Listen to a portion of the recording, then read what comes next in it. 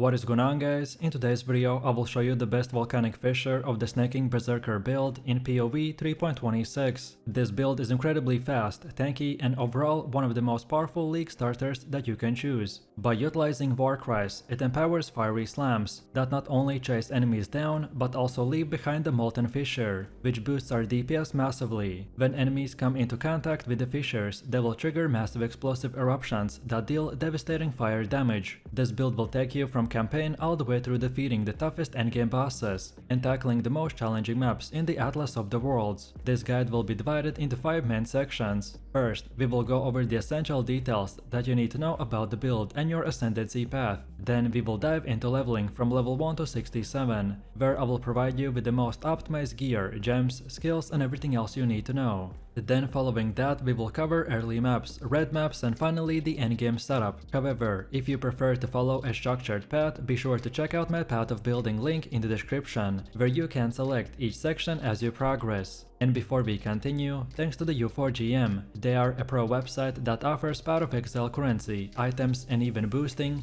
at some of the cheapest prices on the market. Their service is quick, customer support is responsive, and with over 11,000 positive reviews, they've become one of the best marketplaces for PoE players. If you need few extra chaos orbs, a mirror, or if you're looking to buy gear to finish your build faster, then they've got you covered. So check them out by clicking my link in the description, and make sure to use my discount code KATE for extra 5% off.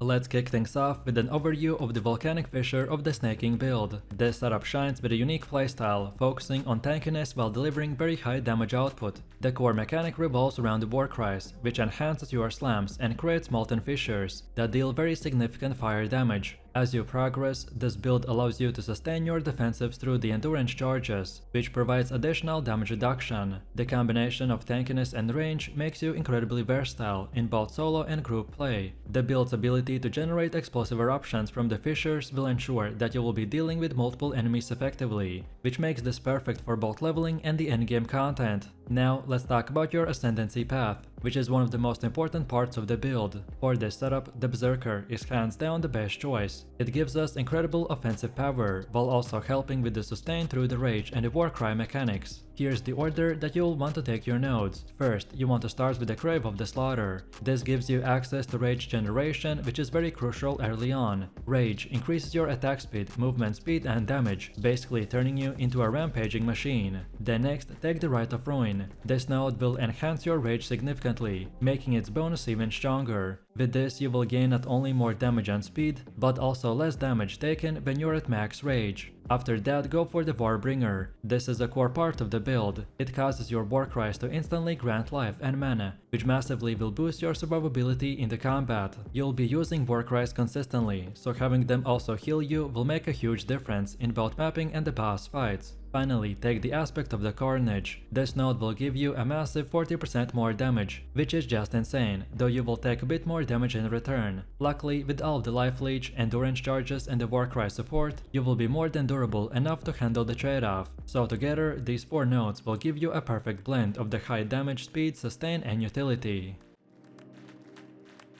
Next, let's move over to leveling. From level 1 to 67, you will want to focus on optimizing your gear and skills. Early on, prioritize items that provide physical damage increases and survivability through the life and resistances. As you progress, gear like the Chaos Supremacy will become essential due to its high physical damage and the synergy with the build. For your skill gems, begin with the Thunder and transition into the Volcanic Fissure of the snaking as soon as you can. Make sure to link your damage skills with the Warcry support gems to maximize your damage output. Additionally, using Life Leech support gem will help you to sustain life during the tough fights. Most of the players will go straight to the path of building, so I won't waste your time explaining basic things. But in short, to follow this build, simply select your current progression path down here. For example, we will take level 38 to 67, so we select that here, then click on the skills, and then select the same 38 to 67 right here. And then finally go to the items and select the leveling gear, and here everything will be simply shown to you. From level 1 to 12, this is how your tree will look like.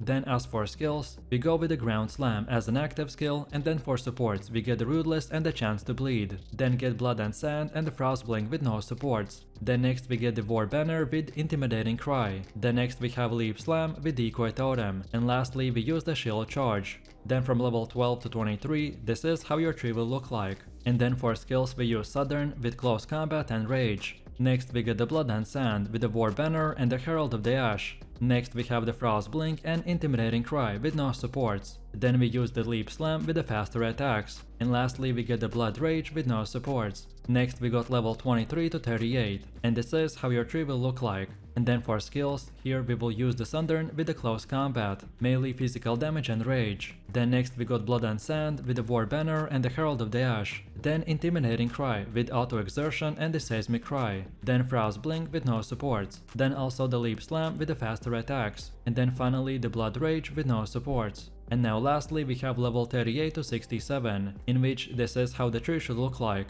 And then when we take a look at the skills, we will use the Volcanic Fissure of the Snaking with melee physical damage, Fist of War and Overexertion. Then Blood and Sand with the Herald of the Ash. Then Intimidating Cry with Auto Exertion, Seismic Cry and the Rallying Cry. And next we got Infernal Cry with the Mana Leech, Enduring Cry and the Urgent Orders. Then again we keep the Frost Blink by itself. Then we get the Leap Slam with the faster attacks. And lastly we got the Blood Rage with no supports. And then for the items at this point, the only thing that we should start thinking about is our weapon and the flasks. So for weapon set 1 we want the Val Axe, while for the weapon set 2 we get the Splintered Tower Shield. Then next up, once you reach the early maps, our focus should shift slightly. Gear upgrade should still include physical damage increases, but now you also want to look for items that provide elemental resistances and armor. This is crucial as you start encountering tougher monsters. Also, we need to ensure that our skill gems are fully leveled and linked appropriately for the optimal DPS. The Intimidating Cry and the Infernal Cry will be your best friends during this phase, by providing a significant boost in damage and survivability. So for our tree, this is how it should look like. On the chest we want the Volcanic Fissure of the Snaking with the Pulverize, Overexertion and the Fist of War. Then on helmet we got the Infernal Cry with the Urgent Orders, Mana Leech and the Life Leech. Then for Frost Blink we got the Blood and Sand. Then for gloves we don't want any active skills besides the supports to cast when damage taken. Then for weapon we got the Seismic Cry with Intimidating Cry, Auto Exertion, Rallying Cry and the Punishment. Then for Leap Slam we got the faster attacks and the Herald of Ash. Next we got the Enduring Cry with the Urgent Orders. And lastly we have also Punishment with no supports. Next up we have items, and for the weapon we want to go with the Sorrow Roar, the Val Axe. Then for head get the Conqueror's Helmet, and by the way you can see all of their bonuses right here. Then for body armor get the Legion Plate. And for gloves we want the Precursor's Gauntlets. Then for boots get the Brimstone Threads. Then for amulet get the Turquoise Amulet. Then for ring 1 get the Chaos Resistance Ring. And then for ring 2 get the Amethyst Ring. And then for belt we also want the Heavy Belt. And lastly for both sockets get the Crimson Jewels. Next up, as you transition into the red maps, the difficulty will ramp up. This is where your build's tankiness will really shine, so focus on achieving very high elemental resistance and maxing out your armor. Utilize your warcries effectively to keep your endurance charges up. This will not only enhance your damage, but also provide crucial damage reduction. Look for high rolled gear and prioritize crafting your flasks, and prioritize affixes that grant increased charges or the elemental resistance. In the red maps you also want to be mindful of the map modifiers and avoid any that can severely hinder your damage output or survivability. However, I won't go super into detail about this setup, as a lot of stuff will stay the same as in the early maps.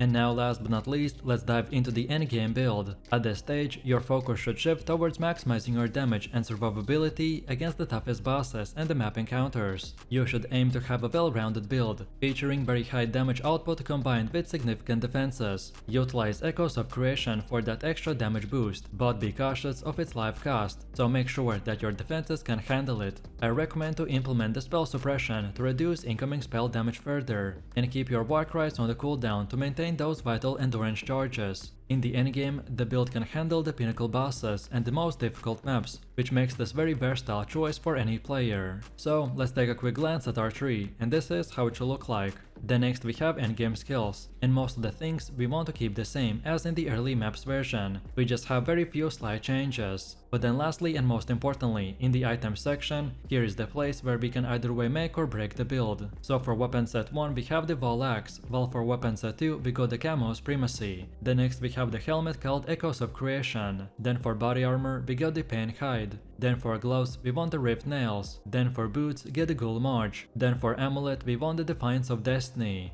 Then for ring 1, get Dire Grip, while for ring 2 we want the Empyrean Twirl. Then for belt, get the Stygian Vice, while for the Abyssal we want the Murderous Eye Javel. And then lastly we have our passive tree sockets, and for them we mainly want to get 1 Timeless Javel, 5 Cluster Javels and 1 Crimson Javel, 1 Prismatic Javel and 1 Cobalt Javel. Now let's take a moment to discuss the gameplay mechanics. Effective use of your warcries and maintaining your endurance charges will ensure that you're dealing maximum damage while staying alive. Always be on the lookout for opportunities to utilize your fiery slams in the conjunction with the fissures. The visual clarity of your surroundings can sometimes be a challenge due to the molten fissures, so managing your positioning and awareness will be key. Remember, your goal is to create chaos on the battlefield while keeping yourself safe from the onslaught of the enemies. But besides that, this build is quite simple, just plug and play. So, let me know what you think about this build in the comments below. If you enjoyed this, then you definitely don't want to miss my previous top 10 best builds video, where I showed even more powerful builds. So click the screen now and I'll see you in the next one.